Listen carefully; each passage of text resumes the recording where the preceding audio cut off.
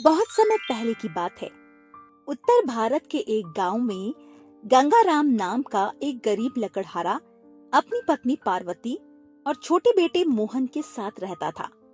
गांव चारों ओर से पहाड़ों और जंगलों से घिरा था, जिनकी लकड़ी काटकर गंगाराम अपने घर का चूल्हा जलाता था।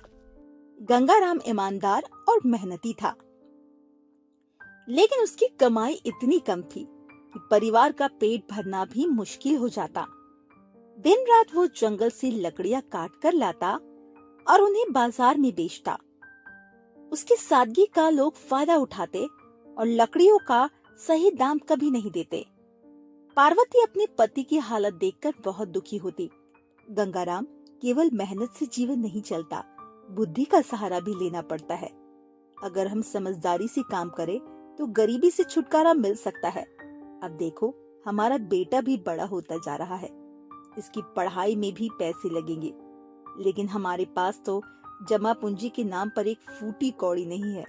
जो पैसे आप लाते हैं वो तो राशन में ही चले जाते हैं। पार्वती, मुझे भी इस बात की चिंता है, लेकिन मैं क्या करूं? मुझसे चालाकियां होती नहीं। मैं आपसे चालाकियां करने को नहीं कह रही, बस अपनी बुद्धि का सही उपयोग कीजिए। लोगों की बातों में मत आया कीजिए। मेहनती तो आप बहुत है, बस थोड़े से चतुर बनिए, नहीं तो ये दुनिया आपका यूं ही फायदा उठाएगी। गंगाराम बहुत दुखी हो गया, लेकिन पार्वती की बातें सच थी। ऐसे ही कुछ दिन बीत गए। फिर गांव में हर साल की तरह मेला लगने का दिन आया। दुकानें सजी, बड़े बड़े झूले लगे और लोग खूब खरीदारी करने के लिए दूर दूर से आने लगे। गंगाराम ने सोचा, इस बार लकड़ियां मेले में बेचूंगा तो शायद अच्छे पैसे मिलेंगे। पार्वती को जाकर बताता हूँ। सुनो पार्वती, मैं सोच रहा हूँ क्यों ना इस बार मेले में अपनी लकड़ी बेचूं। दूर दूर से लोग आते हैं, क्या पता कोई मेरी लकड़ी अच्छे दामों में ले ले।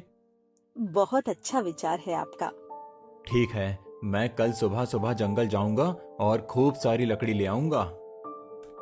पिताजी, मैं भी आपके साथ चलूंगा। पहाड़ों से लकड़ी लाने में आप बहुत थक जाते हैं।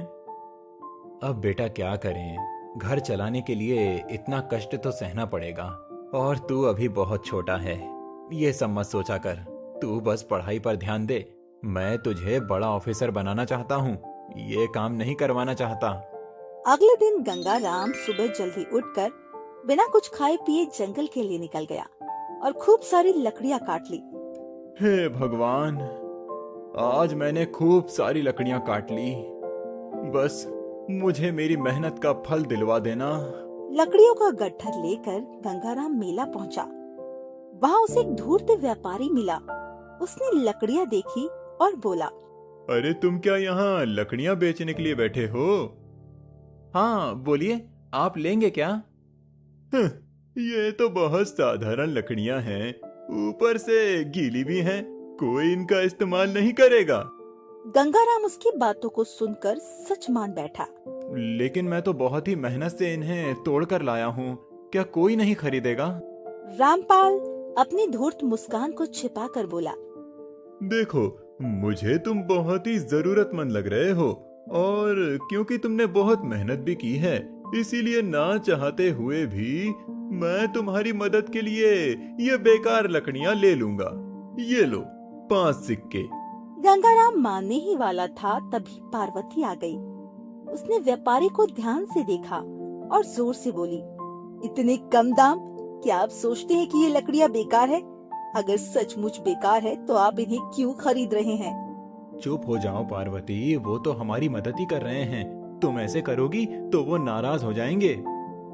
आपको ये मूर्ख बना रहा है। आप रुकिए, और आप हमें अपनी दुकान दे दीजिए। हम खुद यहाँ बैठकर देखेंगे कि लोग इन लकड़ियों को कैसे खरीदते हैं। भीड़ के लोग ठहाका मारकर हंस पड़े। उन्होंने गंगाराम का साथ दिया और कहा, व्यापारी, तू गरीब को धोखा मत दे, सही दाम दे, वरना तेरी ये दुकान जो तूने बड़ी सजा कर रखी है, इसको कबाड़ खाने में बदलने में देर नहीं लगेगी। नहीं नहीं, ऐसा मत कीजिए। मेरी इस दुकान में मेरी सारी जमा पूंजी लगी हुई है। मैं यहाँ व्यापार करने आया हूँ, लड़ाई झगड़ा करने नहीं। मैं इसको इसकी लकड़ियों का सही दाम दूंगा, कृपया कर आप मेरी दुकान को कोई नुकसान मत पहुंचाइए। रामपाल को मजबूरन लकड़ियों का सही दाम देना पड़ा। उस दिन गंगाराम को पहली बार एहसास हुआ उसकी पत्नी केवल गृहिणी ही नहीं बल्कि एक तेज दिमाग वाली स्त्री भी है। फिर कुछ दिन बाद गांव के मुखिया ने फरमान निकाला, कोई भी बिना कर दिए जंगल से लकड़ी नहीं काट सकता। ये सुनकर गांव के सारे लकड़हारे परेशान हो गए। गंगाराम भी मायूस होकर घर आया और बोला, अब क्या होगा पार्वती, अगर जंगल से लकड़ी नहीं काटेंगे तो पेट कैसे भरेगा। गांव के मुखिया ने फरमान निकाला है कि कोई भी कर दिए बिना जंगल से लकड़ी नहीं काट सकता, और हमारे पास इतने पैसे कहाँ कि मुखिया को कर दें। पार्वती सोचकर बोली, समस्या तो बड़ी है, लेकिन सुनिए, लकड़ी तो सब काटते हैं, लेकिन अगर हम कुछ नया करें तो बिना कर दिए भी गुजारा हो सकता है। ऐसा कैसे होगा पार्वती? जंगल में सिर्फ लकड़ियां ही नहीं, औषधि पौधे और बांस भी है, और बांस को काटने पर तो कोई कर नहीं बोला मुखिया जी ने। हाँ पार्वती, तुम सही कह रही हो। हम बस बांस की चटाइयाँ और टोकरियां बनाकर बेचेंगे। ऐसा काम गांव में कोई भी करता नहीं है। ये तो बहुत अच्छा रहेगा, मैं ऐसा ही करता हूँ। दोनों ने मिलकर जंगल से लकड़ी की बजाय बांस काटे और उनसे सुंदर टोकरियां और चटाई बनाई। जब वे बाजार गए तो लोगों ने बड़ी उत्सुकता से खरीदा। गांव के दूसरे लोग हैरान रह गए। वे बोले, गंगाराम, भला तुम्हें ये विचार कैसे आया कि लकड़ी की बजाय बांस से टोकरियां और चटाई बनानी चाहिए? ये सब मेरी पत्नी की चतुराई है, वरना मैं भला कहाँ इतना होशियार। हाँ गंगाराम, भाभी जी तो सच में बहुत चतुर हैं। तभी तो देखो, ना तो मुखिया को कर देना पड़ा और तुम्हारे घर का चूल्हा भी नहीं बुझा। उन्हीं के गांव के पास एक जमींदार रहता था जो गरीबों से अनाज और पैसे ठग लेता था।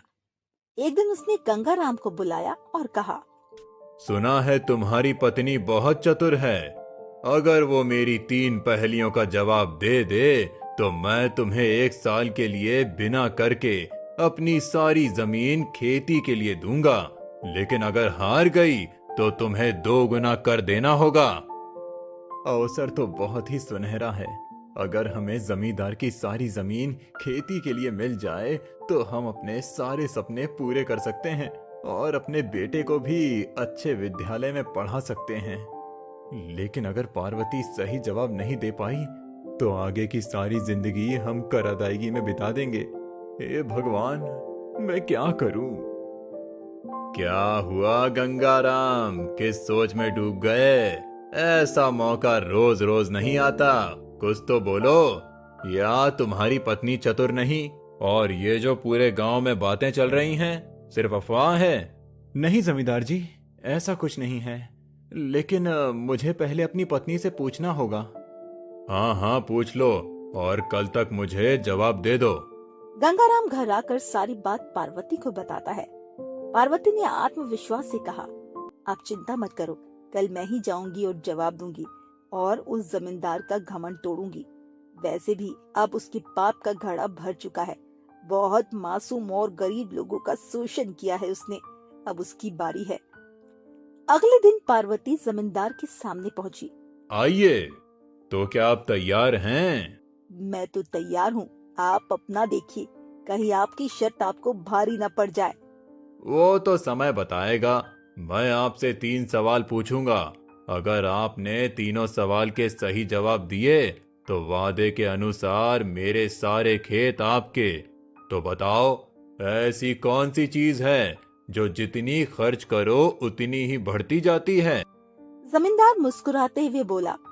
पार्वती ने तुरंत जवाब दिया, ज्ञान जितना बांटो उतना बढ़ता है। जमींदार चौंक गया। ऐसा कौन है जो बिना पंख के उड़ता है और बिना पैर के दौड़ता है? पार्वती ने मुस्कुरा कर कहा, समय, वो सबसे तेज है, किसी का इंतजार नहीं करता। भीड़ में लोग ताली बजाने लगे। जमींदार के होंठ सूखने लगे और बहुत ही दुखी मन से उसने तीसरा सवाल पूछा, ऐसा कौन सा रत्न है जिसे गरीब और अमीर दोनों रखते हैं लेकिन उसका मोल कोई नहीं चुका सकता? ईमान, ये सबसे बड़ा खजाना है। जिसे गरीब और अमीर दोनों रखते हैं, लेकिन उसका मोल कोई नहीं चुका सकता। जमींदार हक्का बक्का रह गया।